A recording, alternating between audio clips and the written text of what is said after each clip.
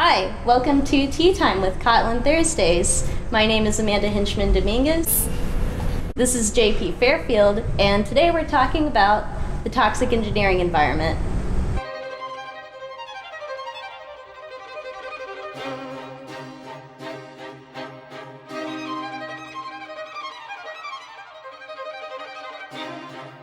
So this is quite a bit of an honor to have JP on the show with us today. She's been a QA engineer for about 10 years. She's an advocate for women in the tech and any nerd geek community.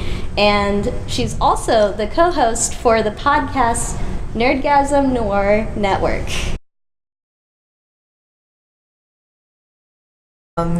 Usually I have certain genres that I'm interested in, but I always try to keep up with gaming news, especially when I have a lot of other people that, are interested in a game and, they might have stories or like information that they want to share. So I thought it was interesting, the article that came out about Red Dead Redemption 2, about the amount of hours that the team did to get this game out on time. So Rockstar seemed to be pretty proud of the fact they had their developers going about 100 hours a week. Yeah. I mean, that's ridiculous. I used to hear about 80-hour weeks. I didn't even think 100 hours were possible. Mm-hmm. That's pretty rough. One, there is real health risks dealing with that amount of overtime. And plus, there is no benefit to productivity to work by going more than 40 hours a week. There's been all the studies. In fact, I wouldn't be surprised if they had more bugs in the game now because they are allowing their team to do this many hours. Actually, I was talking with some coworkers today, and they were talking about, that one bug where you jump on the horse, but it seems to be a weird, crossover from GTA where if you jump on it too fast and you crash into something, I don't know, it's the same effect as not having a seatbelt, but with your horse.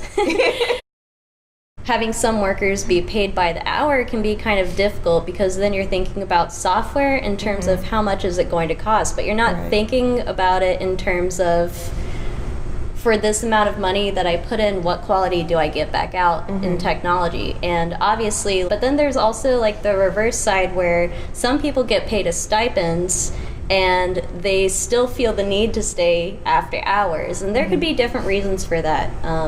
When I was at Cisco, for example, the hours got a little weird because I was working on a project with someone in India. And of course, we had to have those weird 12-hour shifts. But other than that, I had a partner who started staying a little bit later after work, and all of a sudden, oh wow, I need to stay later so I can get the same amount of work done, and it turns into this vicious cycle.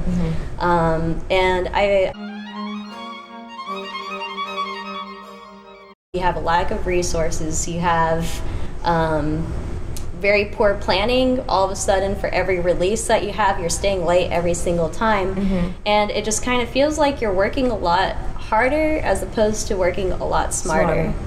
So companies are always pushing work-life balance, but they don't actively enforce it.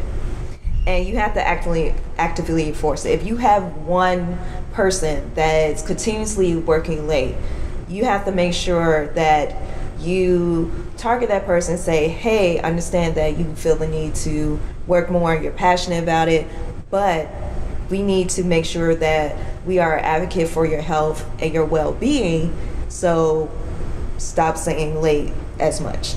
Because then, as you experience, other people are like, oh, I'm going home early, and I see this person there, and then you start to stay a little bit later, so it seems that you're working hard. And then another person sees now two people staying later, and it's like, oh crap, what if I get bad feedback because I don't stay as late as these people, and become a vicious cycle, and you now have a workplace culture where you just stay overtime just so you can seem like you're working as hard as other people.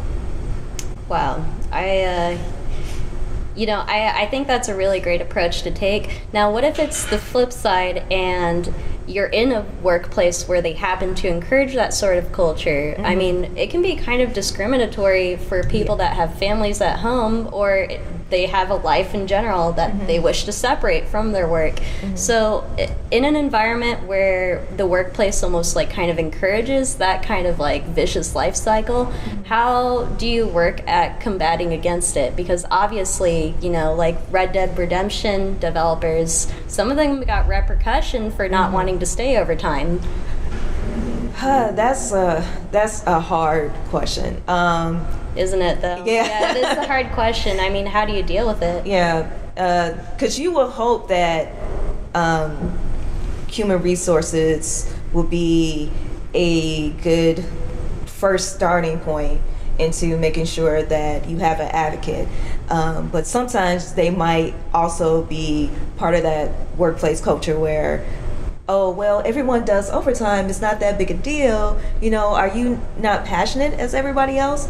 And so you kind of have to make a choice of either are you going to leave or are you going to work with your other employees to band together and say, hey, you know what? We can't do this. This is not good for our health. This is not good for our work-life balance. If we're supposed to be, and a lot of companies like to say this, a family, then then as a good family member, you should be concerned about our well-being. And this is not being concerned about our well-being. This is trying to squeeze water from a rock, and you're not going to squeeze any more water from a rock than possible. So making sure that you're measuring output per person as opposed to output like in a certain period of time is one way to look into it. So encouraging your company to measure those metrics by output, right? And like understanding that time and output is not necessarily correlated. I think that's like one way to go into it. I don't know if you have any other. Right. Also, the quality of work. The quality of work. Right. Yeah. Because I notice that when I do overtime, that the next week when I go and look back at what I did, I was like, oh, I missed this, this, and this because I was tired. My brain had shut up after a certain time. And even when I talked to other coworkers, they was like, yeah, I was just going on muscle memory after a certain point, and you have no idea what you did until you look back. Yeah, no, I can't tell you how many times like I stayed 3 hours after work and I easily should have gone home 2 hours prior because I did not get anything done. I would say that working overtime is fine in moderation. It should not be an expectation of your job. What I would say is that it'll be impossible to completely do away with overtime, but it should be done in moderation. If there's an expectation of continuous overtime, then that is not a reflection on your work or your team's work. It's a reflection on bad planning and bad management.